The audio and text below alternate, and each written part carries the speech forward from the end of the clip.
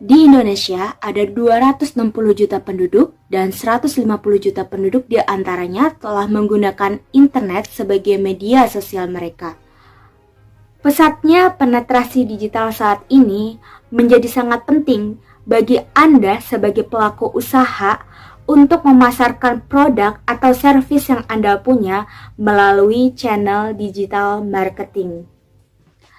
Karena sebaik atau sebagus apapun produk yang Anda punya, apabila tidak ada yang mengetahui atau mengenal produk Anda, percuma saja. Oleh karena itu, pada video kali ini kita akan memahami dengan mudah bagaimana konsep digital marketing untuk pemula dengan menggunakan media sosial yang bisa Anda praktikkan dalam proses pemasaran bisnis yang Anda punya. So, tunggu apa lagi? Silakan simak baik-baik video berikut. Selamat menyaksikan.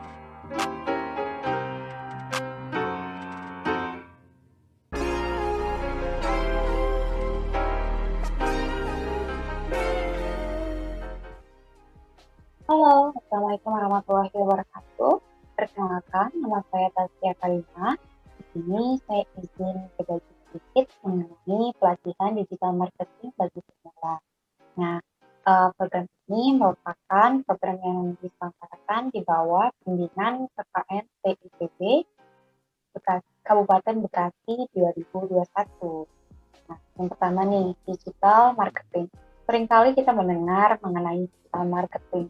Dan belakangan ini sepertinya hampir seluruh usaha itu berusaha untuk melakukan pemasaran secara digital. Tapi kalau kita lihat lebih jauh, sebenarnya digital marketing itu apa sih?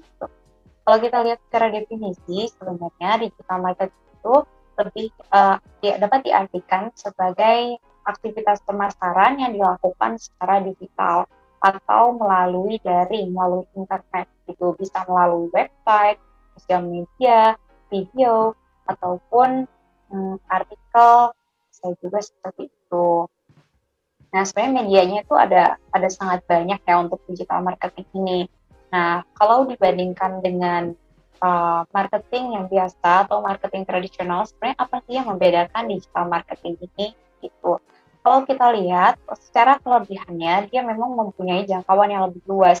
Kalau marketing tradisional itu biasanya jangkauannya terbatas, hanya pada satu area saja, dan lingkupannya kecil gitu. Jadi misalnya nih, ada sebuah toko gorden di pinggir jalan, orang yang menjadi cakupan marketingnya apabila mereka melakukan aktivitas pemasaran melalui penyebaran flyer ataupun brosur yang dijangkau ini hanya orang-orang yang lewat di sekitar tokonya saja gitu. Tapi kalau misalnya mereka melakukan pemasaran melalui sosial media, jangkauannya bisa hingga seluruh Indonesia ataupun bisa misalnya seluruh Bekasi gitu, atau bahkan bisa seluruh dunia. Jadi memang jangkauannya jauh lebih luas dibandingkan marketing tradisional gitu. Nah, yang kedua, kita juga bisa melihat feedback ataupun ukuran ataupun timbal balik dari aktivitas pemasarannya, sehingga kita bisa mengukur gitu. Jadi, apakah aktivitas pemasaran yang kita lakukan ini efektif atau masih belum efektif? Kira-kira apakah pasar yang kita target ini antusias atau tidak antusias dengan produk kita gitu. Jadi kalau misalnya kita melakukan aktivitas pemasaran digital, lalu pasar kita ini tidak antusias, kita bisa analisis apakah memang iklan kita yang masih belum kena atau masih belum cocok dengan pasarnya, ataupun pasar ini memang tidak cocok dengan produk yang kita tawarkan, seperti itu. Misalnya seperti kita memasarkan barang-barang yang mahal kepada mahasiswa begitu, itu kan memang mungkin ada begitu, tapi probabilitasnya atau kemungkinan mahasiswa tersebut membelinya tuh tidak setinggi memang orang-orang yang sudah bekerja gitu. Kalau misalnya kita menawarkan misalnya dompet bermerek ataupun iPhone terhadap mahasiswa, itu bisa dikatakan peluang membelinya lebih kecil dibandingkan kalau kita menawarkannya pada orang-orang yang sudah bekerja ataupun pada misalnya influencer atau pada artis gitu. Nah, yang ketiga kita bisa lihat di sini, kita biayanya yang kita keluarkan itu kalau misalnya aplikasinya tepat itu bisa jauh lebih hemat dibandingkan kita melakukan aktivitas pemasaran secara tradisional. Kenapa? Karena kalau misalnya sudah tepat pasarnya, terus kita sudah tahu tekniknya seperti apa. Nah, pemasaran digital itu jauh lebih murah gitu, karena kita bisa melihat berapa tingkat efisiensinya, berapa tingkat ukurannya, gitu, berapa tingkat orang yang jadi membeli karena aktivitas pemasaran ini, aktivitas pemasaran A, atau misalnya berapa tingkat orang yang membeli setelah kita melakukan iklan di Facebook, seperti itu contohnya ya, gitu. Jadi semuanya itu terukur, semuanya itu terlacak, kira-kira orang tuh paling banyak di mana, apakah dari Facebook, dari Tokopedia, atau mungkin dari website kita. Kalau misalnya orang lebih banyak beli produk kita karena kita iklankan di Facebook, coba kita optimalkan, coba kita lebih sering untuk iklan di Facebook. Siapa tahu orang akan lebih banyak untuk membelinya melalui Facebook, seperti itu. Yang terakhir di sini ada beberapa channel yang ada dalam digital marketing. Tentu ini hanya beberapa yang disebutkan ya, tidak semua, karena banyak sekali sebenarnya channel yang ada di internet untuk melakukan aktivitas pemasaran digital. Di antaranya ini ada Facebook. Facebook sendiri pun bisa melalui Facebook page atau melalui komunitas yang ada di Facebook, seperti itu. Lalu yang kedua di sini ada Google My Business, ada GoFood ataupun merchant dari GoFood, penjual dari GoFood. Lalu selanjutnya ada Twitter, Instagram, dan marketplace seperti Shopee, Tokopedia, ataupun Lazada. Nah, selanjutnya di sini kita akan masuk ke Facebook dan Google My Business. Jadi ini adalah dua channel yang cukup populer sebenarnya dan cukup mudah untuk kita buat gitu. Jadi nggak perlu biaya, terus habis itu dia memiliki kelebihan-kelebihan yang sebenarnya apa ya, unik gitu dibandingkan sama channel lainnya. Yang pertama Facebook nih. Kita bisa lihat bahwa di sini Indonesia itu punya banyak sekali pengguna aktif bulanan ya, atau sekitar 176.800 gitu. Angka ini pun sebenarnya bisa dikatakan meningkat selama pandemi kemarin. Bahkan ada suatu artikel yang menyatakan meningkatnya itu bisa mencapai 190.000 pengguna aktif bulanan selama masa pandemi gitu. Tapi pada angka terakhir yang kami dapat ini ada sekitar 176.800. Ini pun sebenarnya 176.800.000. Ini pun sebenarnya sudah sangat banyak ya angka ini gitu. Jadi kalau kita bandingkan sama penduduk Indonesia, bisa dikatakan sekitar 64% dari total populasi Indonesia. Tentu itu angka pasar yang sangat luas gitu, yang belum tentu bisa kita jangkau kalau kita melakukan aktivitas marketing secara tradisional gitu. Nah, kita bisa lihat juga di sini paling besar itu di Facebook ini digunakan sama kalangan generasi milenial yang umurnya 25 sampai 34. Jadi rata-rata orangnya di sini adalah, asumsinya mereka adalah orang-orang yang sudah bekerja begitu. Jadi memang kalau misalnya orang-orang yang sudah bekerja seperti ini, lebih istilahnya kalau kita punya produk yang cukup harganya, misalnya harganya cukup mahal, itu masih bisa menarget ke pasar-pasar di kalangan usia seperti ini. Jadi ini memang pasar yang sangat luas ya kalau dilihat dari kalangan usianya. Biasanya baru-baru menikah, baru punya keluarga, baru dapat posisi yang cukup baik di company ataupun perusahaan. Ini biasanya di usia 25 sampai 34. Kalau 18 sampai 24 ini kan kebanyakan pasar yang potensial, tapi memang kalau misalnya usia segini biasanya mereka pada baru lulus kuliah ataupun baru lulus SMA atau baru masuk kerja. Jadi sebenarnya kalau secara logis itu harusnya lebih banyak lebih kemungkinannya lebih besar di kalangan usia 25 sampai 34 ini memiliki pendapatan yang lebih tinggi gitu. Dan yang ketiga, ini poin yang cukup penting juga. Jadi Facebook ini dapat digunakan secara gratis. Memang ada fitur yang membayar, misalnya kayak kita mau melakukan iklan ataupun posting post itu berbayar, tapi banyak fitur-fitur yang masih bisa kita fungsikan secara gratis, dan secara gratis pun sudah sangat optimal seperti itu.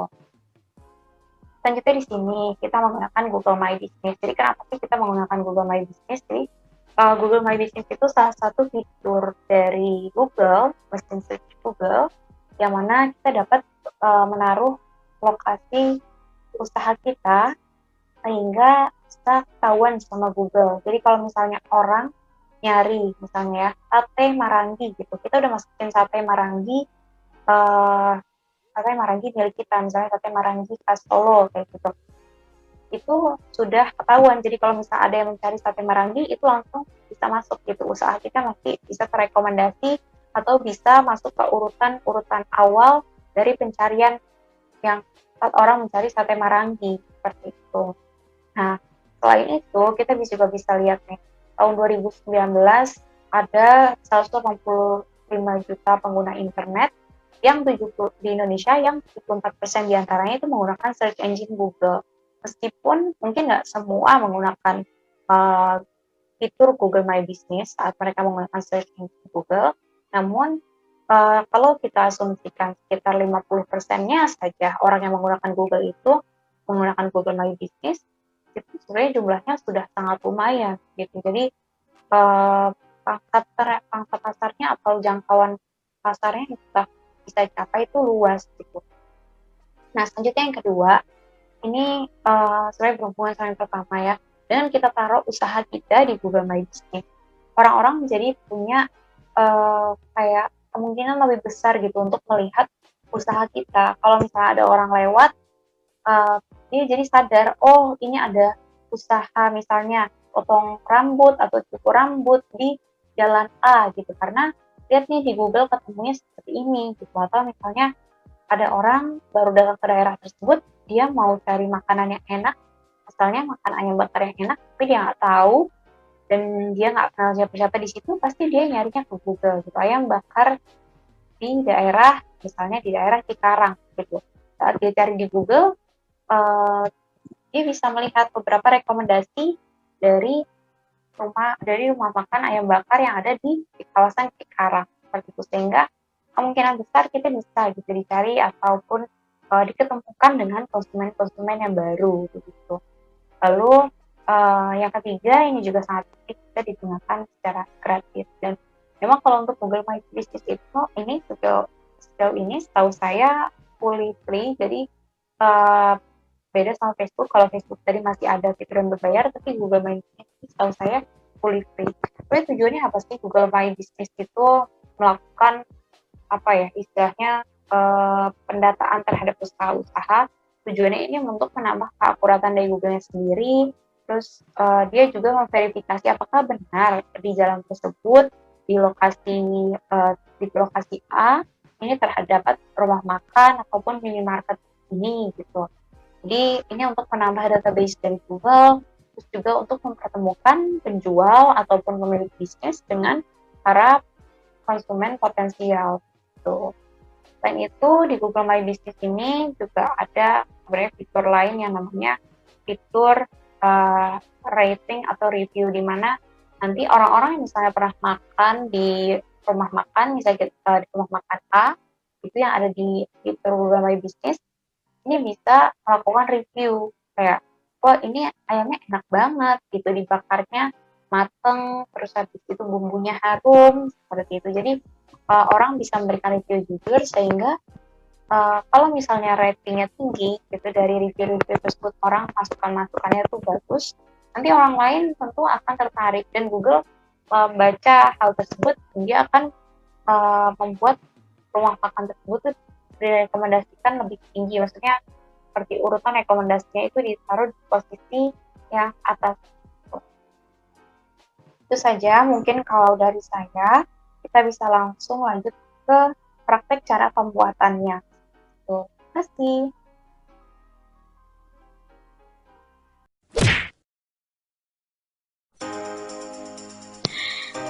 Instagram.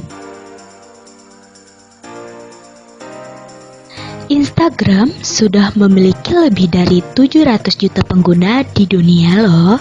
dan 53 juta di antaranya berasal dari Indonesia. Instagram sudah memiliki fitur store yang mampu menampilkan katalog produk yang Anda jual dan memudahkan pengguna untuk mengaksesnya. Maka dari itu, Instagram berpotensi digunakan sebagai media dalam digital marketing.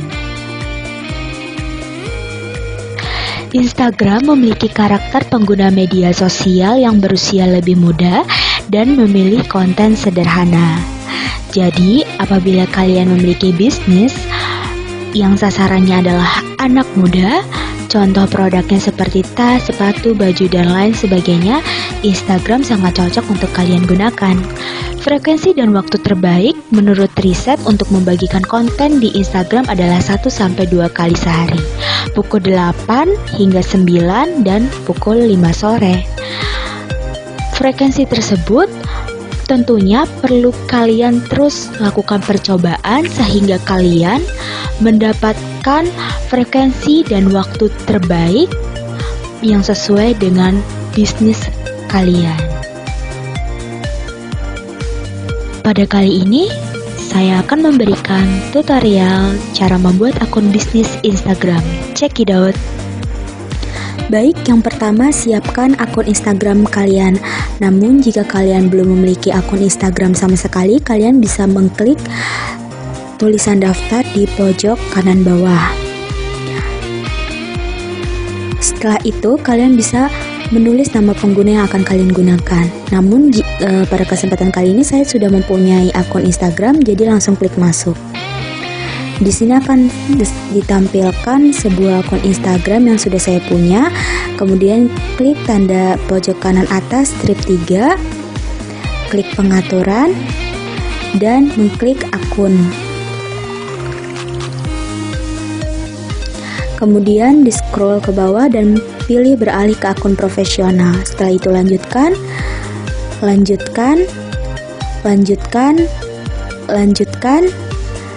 dan kalian bisa memilih kategori apa yang akan kalian gunakan.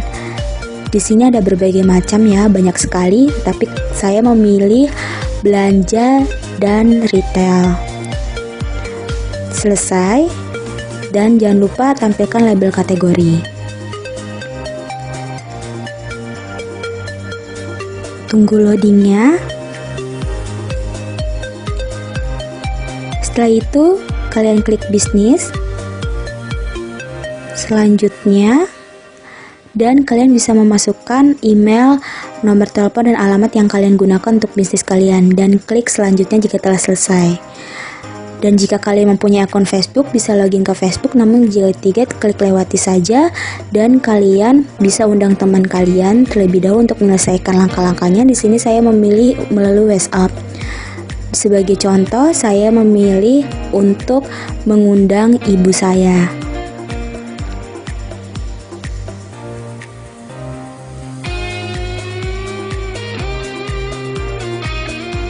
Setelah itu klik kembali saja dan kalian bisa mengklik tanda checklist di pojok kanan atas.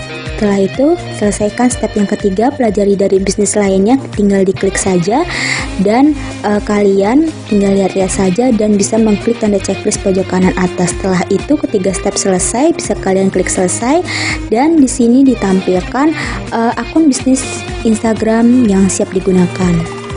Setelah itu, kalian bisa mengklik tanda plus dan mengupload produk yang akan kalian jual. Di sini bisa diatur ya, di pojok kanan kiri bawah itu ada tanda checklist, dan apabila kalian ingin menampilkan efek, bisa di sini dipilih efek yang akan kalian gunakan, dan kalian jika telah selesai bisa mengklik tanda panah tersebut dan masukkan caption yang tentunya bisa menarik konsumen Anda. Dan jangan lupa tambahkan hashtag yang mungkin berguna agar produk kalian ini tersebar lebih luas. Di sini saya menampilkan hashtag kuota pulsa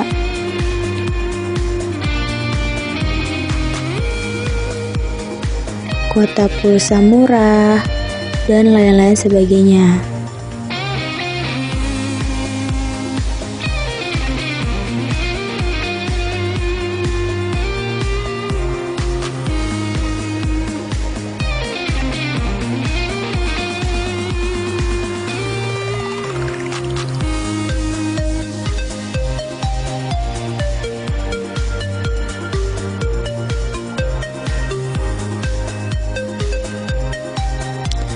Setelah selesai, kalian bisa mengklik tanda panah di pojok kanan atas untuk mengupload. Setelah itu akan ditampilkan produk yang telah diupload pada beranda dan bisa dilihat oleh orang-orang. Akun Instagram bisnis sudah siap digunakan dan produk pun telah diupload. Mohon maaf jika banyak kekurangan. Terima kasih.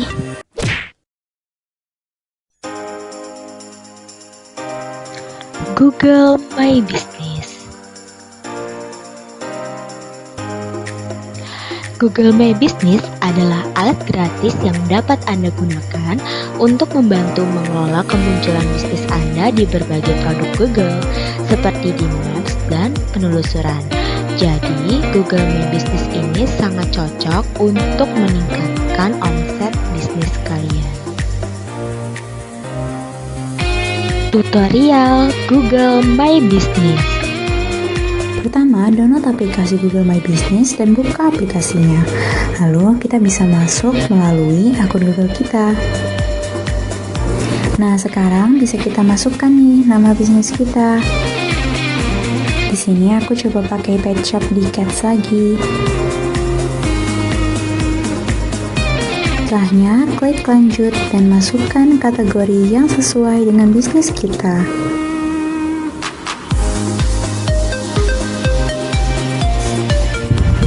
Selanjutnya, teman-teman bisa masukkan lokasi. Namun, karena aku belum punya lokasi bisnis, aku klik no ya. Nah, sekarang kita bisa masukkan wilayah servis atau area servis yang terjangkau oleh bisnis kita. Bisa lingkupnya besar seperti Jabodetabek ataupun kecil seperti perumahan Telaga Asik, perumahan Telaga Sari.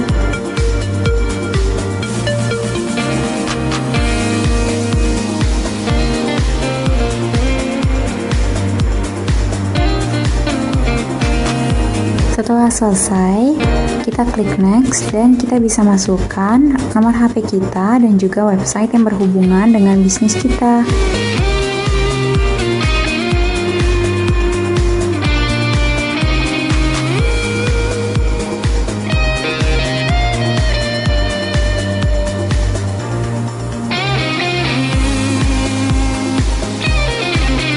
Pilihlah apakah kamu ingin mendapatkan rekomendasi untuk bisnismu dari Google atau tidak. Nah, sudah selesai nih pembuatan Google My Business. Gampang kan?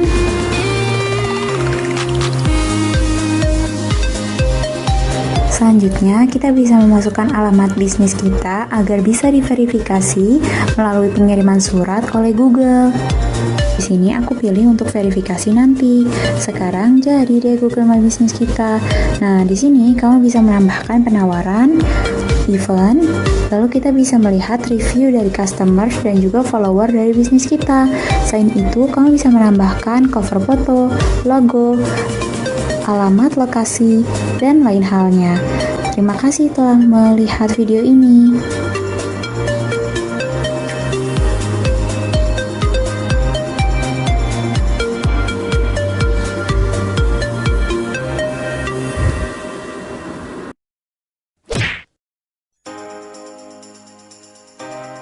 Facebook.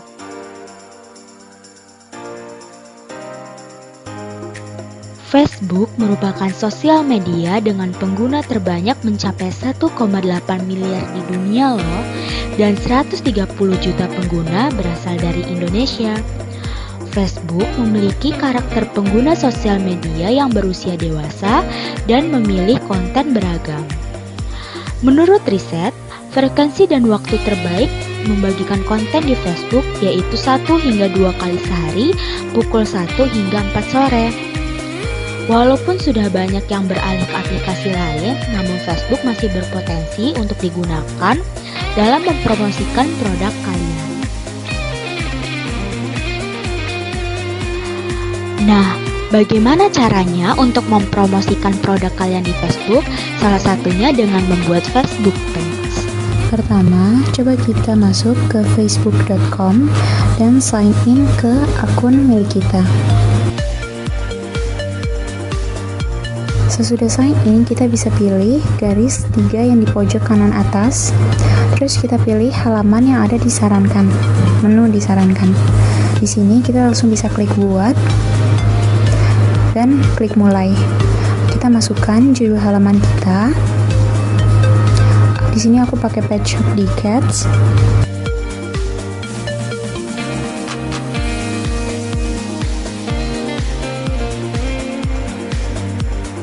Lalu lanjut ke pilih kategori.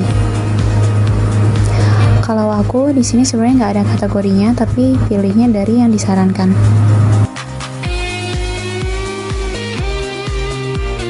Selanjutnya, kita bisa masukin alamat, kota, kode pos dengan nomor telepon dari bisnis atau usaha kita.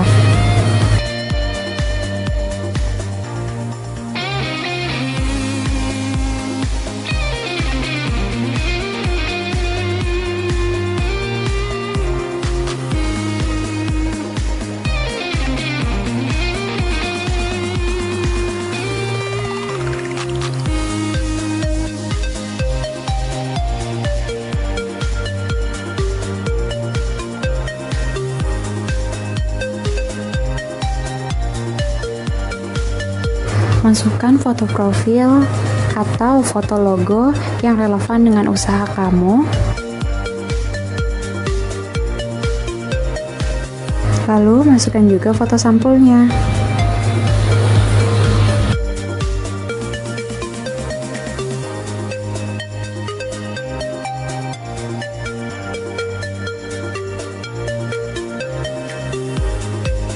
Nah, sekarang halamannya udah jadi.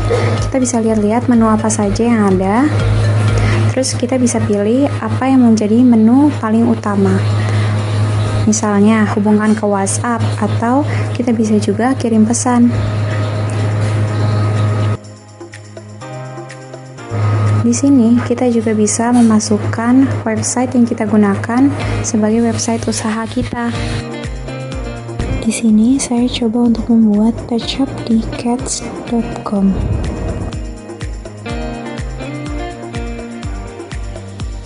Nah, sekarang halamannya sudah jadi.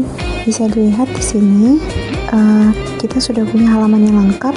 Tinggal kita mengisi beberapa hal seperti beranda, ulasan, promo, dan lainnya.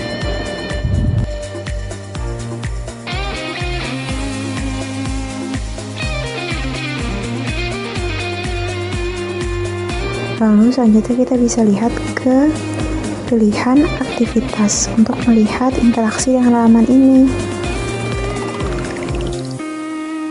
Misalnya di sini kita coba lihat untuk pesan. Dan juga kita bisa scroll ke bawah untuk ikut mempromosikan web ataupun halaman kita. Di sini kita bisa melakukan pemasangan iklan apabila ingin mempromosikan halaman kita lebih lanjut.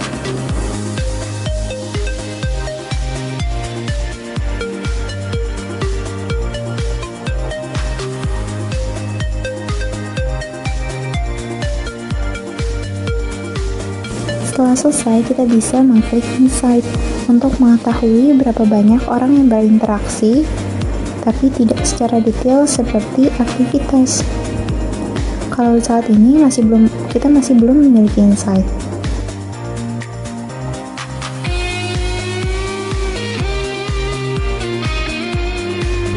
Nah, sekarang aku mau coba lihat halamanku yang sudah berjalan cukup lama. Di sini aku mau ubah tombolnya menjadi kirim pesan dulu.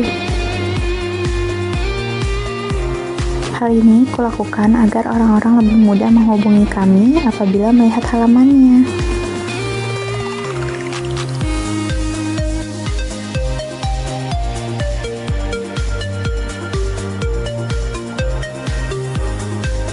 Nah, di sini teman-teman bisa melihat tadi ada tentang, lalu ada pos-posan yang telah diberikan sebelumnya, insight, berapa orang yang dijangkau.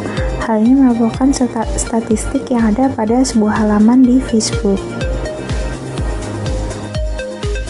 Sekarang kita akan melihat insight untuk mengetahui jumlah tayangan halaman, jangkauan postingan, dan juga interaksi terhadap postingan. Namun karena sudah lama tidak di-update, maka jumlahnya menurun. Begitulah kami akhiri video cara pembuatan halaman di Facebook ini. Semoga bisa bermanfaat ya bagi semuanya.